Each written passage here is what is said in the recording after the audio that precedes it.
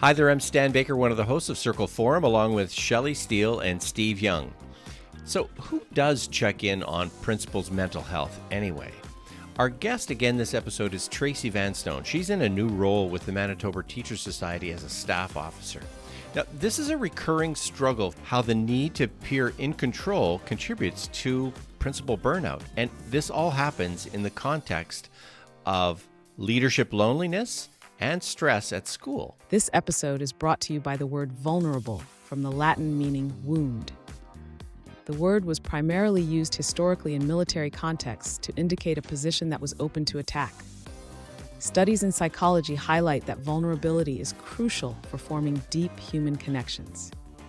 Research by Brené Brown and others has shown that sharing vulnerabilities fosters trust and empathy in relationships. Despite being perceived as a weakness, vulnerability is often a source of courage and strength.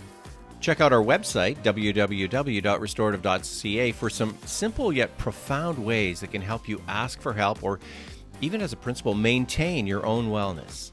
Shelley's away, so let's join your hosts, Steve and me, Stan.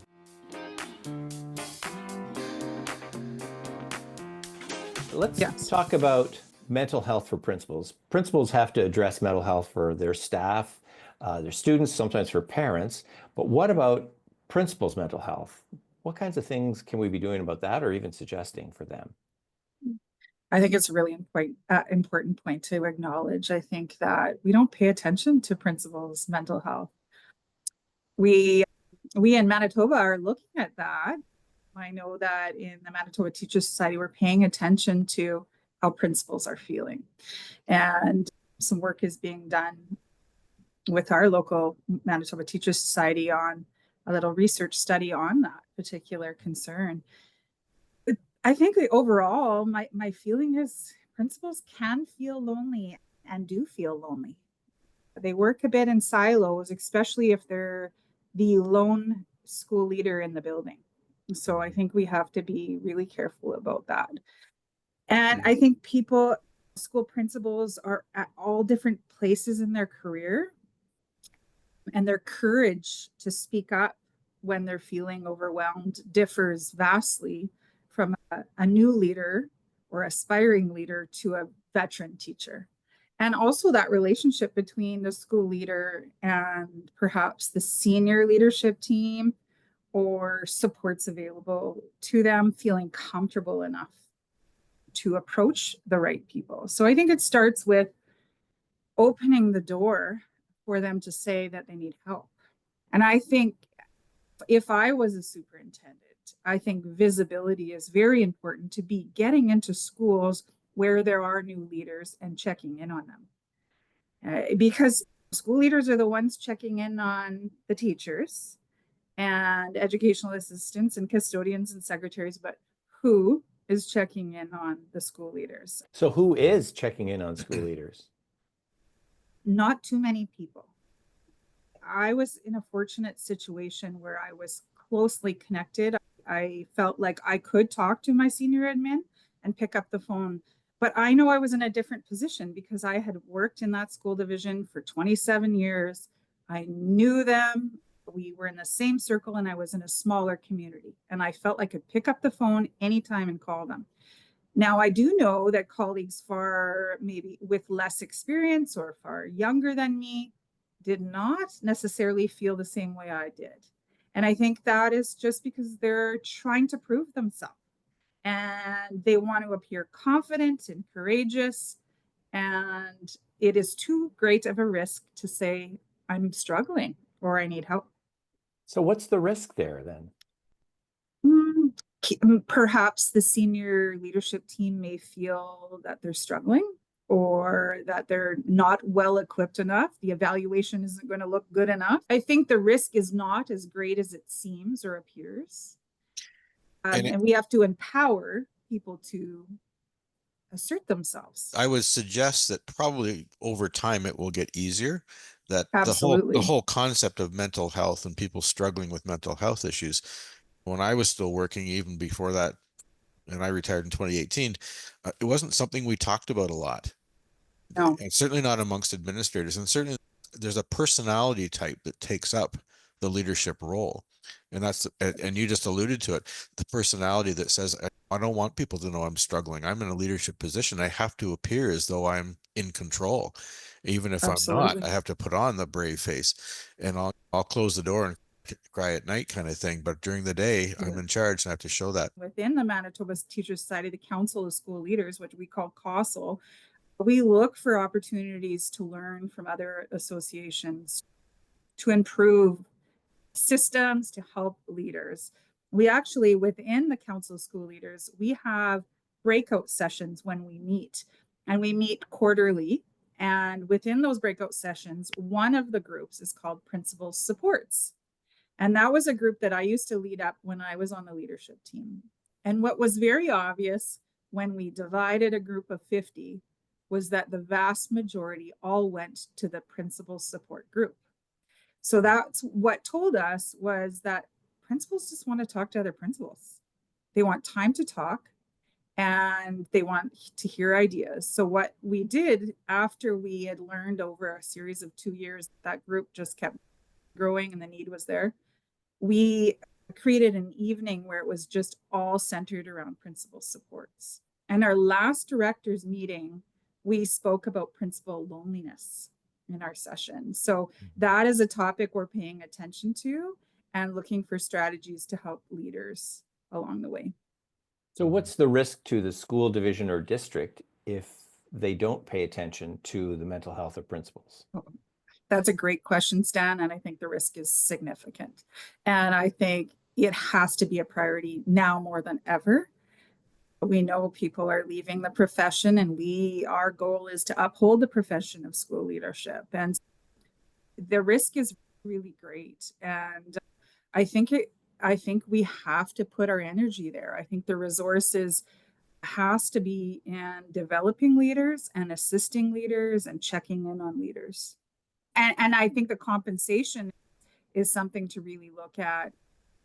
What is the difference in pay? And people are looking at that and saying, I'll just get a class 6 or 7 or move myself up the scale. That's maybe the way to just help myself out financially. It's not worth the risk. So we want to improve that.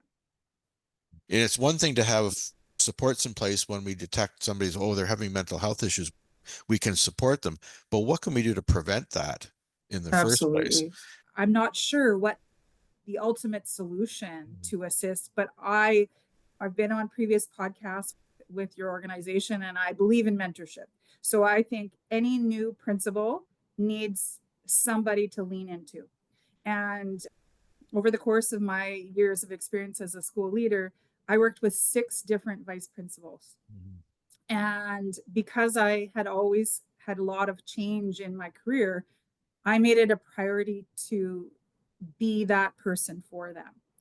And I think I developed really close relationships with them, and many of them went on to be school principals. So I'm really proud of that work, but I think it's about developing a friendship, having a friend, having someone that you can walk in the door, cry to, yell to, vent to. You need a person.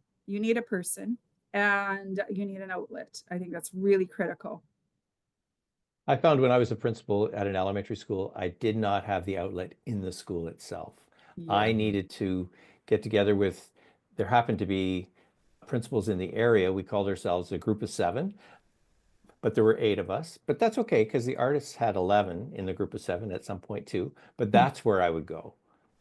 Yeah, and in the former school division in which I worked, we had structures to support that. So what we would have is a formal structure called the Administrators Council, Admin Council, and then we had what was called the Principals Council.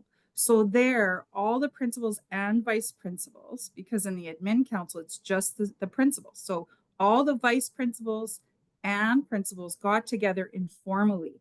And we talked about things that we needed to assist us in doing our job, like negotiating and budget, talking about ideas that are working in our school, professional development opportunities, just all of those discussions that maybe school leaders didn't feel they could have in a formal discussion with senior admin. And then what happens in that structure is we have 2 reps that would go and debrief some of the key points that we chose to share with the senior leadership team. So that avenue was really nice. It was really nice to have that group. It was about 14, 15 of us. And that group, the Principals Council, would get together. We would get together for Christmas, our winter party. We would, end of the year, we would celebrate people's retirements or successes and achievements. And so that structure was really great to have.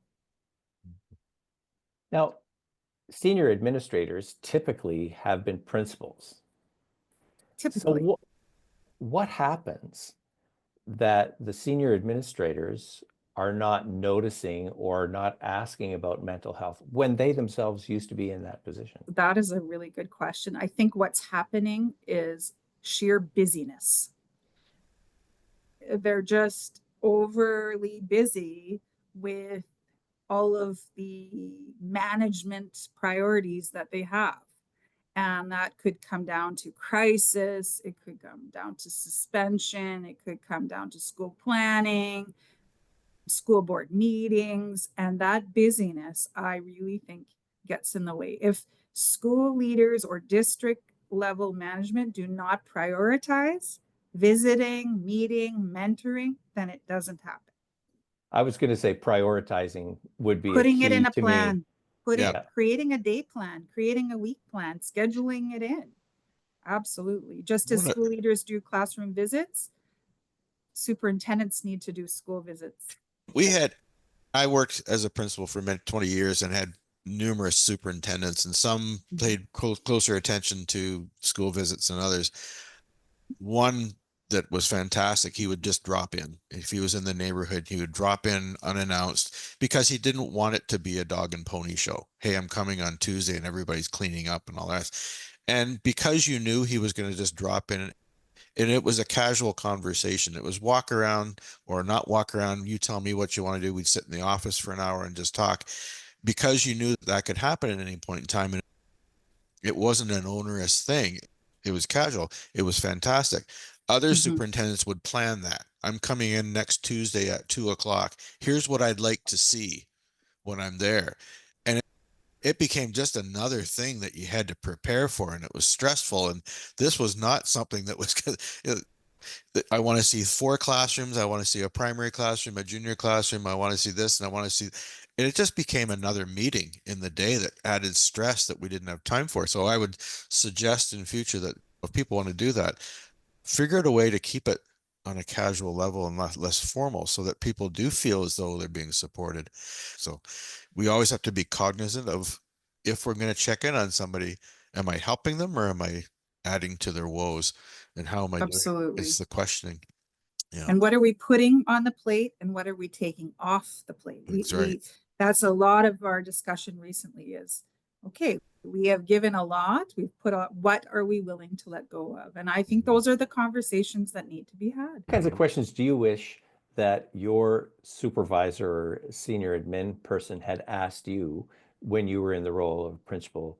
What kind of questions would you have liked to have heard? I think specific questions, because those broad questions, probably you'll just answer yes or no. Are you doing okay? Yes. Is there anything you need help with? I don't know. So very specific questions. Can you tell me an example of something that's going really well? Because you want to celebrate something that's going really well. And then can you give me a specific example of something that's challenging? Or can you tell me of a time when you walked into a classroom and you noticed a teacher was struggling and you're not sure what to say or do? Can we talk through that scenario? Scenarios, I think, probably would help. Can you tell me about a difficult conversation you had with a parent recently? Can we discuss that together? Can you tell me of a professional learning opportunity you really want to pursue? And how can I assist you in making that happen? Oh, I love that one. How can I assist you? You're just asking, absolutely. I want to make this happen for you, right? Absolutely. What can I do on my end to help you out? I think there's nothing more frustrating when senior management don't know what's going on in the school, don't know your challenges. And when it's time to prioritize what a school needs or a division needs, they're way off into another fairy tale land of what the priorities need to be, right? I think when you have visibility and you have communication, then you have understanding. What's something you're celebrating? What's Yes. something you're planning? It doesn't have to be school-wise, but what's something you're Yes, planning? And what's something you've learned recently, right? absolutely. And now that is something I love to see happen in meetings, but I think it could also work really well with a senior admin coming into, as opposed to coming in and saying, show me your math scores, or I want to see an Absolutely. example of your language arts, that Yeah, new workshop being implemented in grade 4 or whatever. absolutely. I think too, like the acknowledgement. I think we are shy away from saying we need acknowledgement, but we do. And I think as a former school leader, I prioritize that all the time. Public acknowledgement. I nominated people for awards all the time. The last day I left, I wrote a nomination for my secretary and she received divisional awards. Those are things that everybody needs. And it's small. It can just be, Tracy, I see you really working hard with your new teachers. Thank you. And that thank you, or that small little acknowledgement, will really go a long way in helping someone's mental health. Or even the question might be, do you know the supports and services available to you for your mental health? Because often school leaders don't know, like in our local union, we have something called Humanicare. So you can phone directly to a line and here's the link. And that's something I did with new teachers and new leaders was, do you know who you could call when?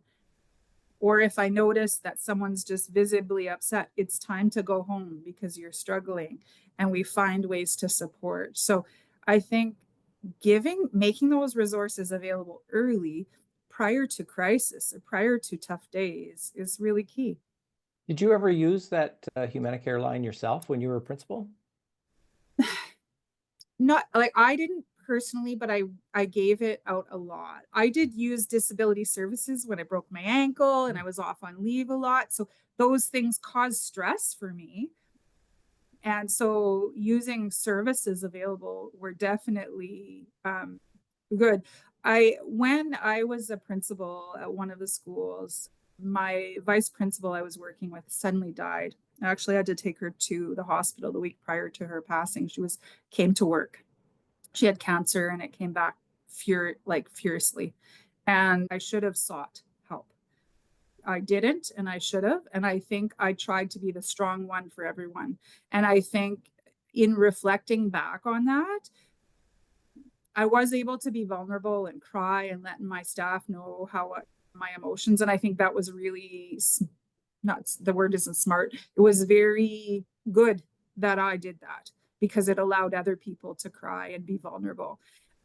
But I carried that kind of vicarious trauma along with me. And I still to this day, when I think about Sheila, it's heavy and really hard for me. So I think I would have benefited from someone saying, you're going to take this week off. We're going to bring in a new person to support. I did have a psychologist that came in and I had senior admin check on me.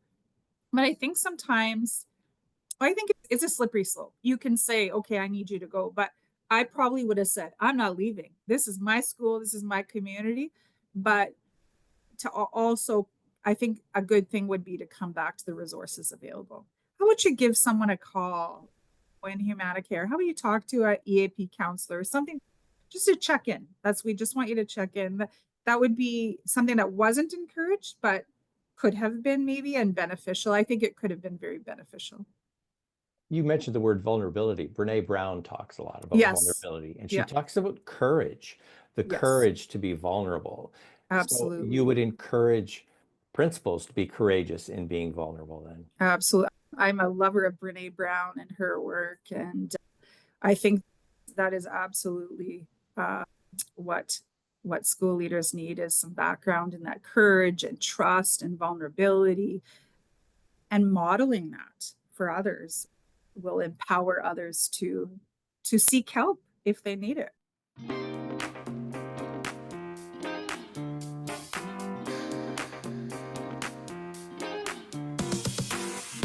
Let's face it, Principals face unique challenges in seeking help due to fear of judgment, concerns about appearing weak, but embracing vulnerability and creating safe spaces for emotional expression and publicly acknowledging efforts of others can significantly improve the mental health of principals. Find out more about our work with restorative leadership and some very practical how-tos about that courageous and vulnerable leadership at www.restorative.ca. I know it's tough to set up supports for yourself when no one else is looking out for you, so you need to be intentional and ask for help for the sake of your own mental wellness as a principal.